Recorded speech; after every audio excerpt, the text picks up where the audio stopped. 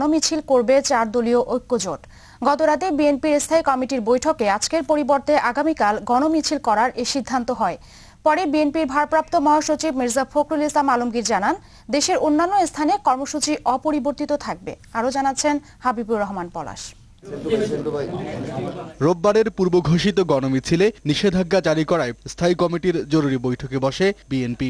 বেগম খালেদা জিয়ার সভাপতিত্বে চেয়ারপারসনের গুলশান কার্যালয়ে এ বৈঠক অনুষ্ঠিত হয়। পরে দলের ভারপ্রাপ্ত মহাসচিব পূর্ব ঘোষিত গণমিছিলে নিষেধাজ্ঞা জারি করাকে সরকারের ফ্যাসিবাদী আচরণ বলে অভিযোগ করেন।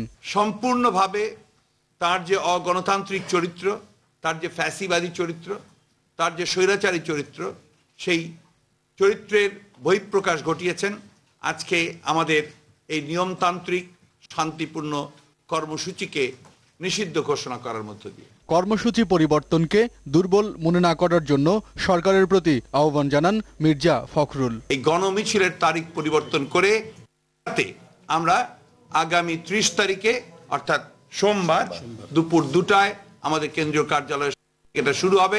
দেশনেত্রী খালেদা জিয়া নেতৃত্ব দেবেন। ঢাকার মহাসমাবেশের কর্মসূচি সম্পর্কে আপনি অবগত আছেন। সপ্তাহখানেক আগে মুক্তিযোদ্ধা সংসদের নামে ঢাকায় 12ই মার্চে আরেকটি সমাবেশের আহ্বান করা হয়েছে। এটা আওয়ামী লীগের সঙ্গে সম্পৃক্ত যে সংসদ, সেই সংসদ। স্থায়ী কমিটির বৈঠক শেষে বেগম খালেদা জিয়ার সঙ্গে বৈঠক করেন জামায়াত ইসলামী, ইসলামী ঐক্যজোট সহ 4 দলীয় জোটের শীর্ষ নেতারা। হাবিবুর রহমান পলাশ, দিগন্ত টেলিভিশন, ঢাকা। এদিকে